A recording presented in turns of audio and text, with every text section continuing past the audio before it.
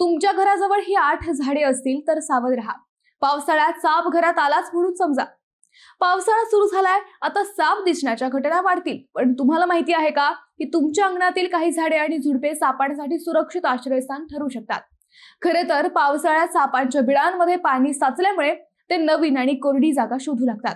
अशावेळी घराभोवतीची काही झाडे आणि झुडपे त्यांच्यासाठी लपण्याची उत्तम जागा बनतात. सर्वात पहिले नाव येते बांबूच्या दाट झुडपाचे. बांबूच्या बुडाशी थंड आणि सुरक्षित जागा मिळत असल्याने साप तेथे सहज लपतात.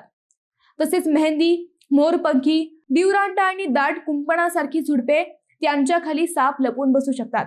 केळीच्या झाडाभोवती कायम ओलावा असतो आणि सुकलेल्या पानांचे ढीग त्यावर तयार होतात.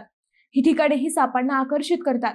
याशिवाय खजूर आणि पाम जातीच्या झाडांखाली पडलेल्या सुक्या पानांमध्येही साप लपण्याची शक्यता असते. मात्र यासाठी झाडे तोडण्याची गरज नाही. नियमित गवत कापणे, झुडपांची छाटणी करणे, सुकलेली पाने हटवणे आणि परिसर स्वच्छ ठेवणे हेच सर्वोत्तम उपाय आहेत.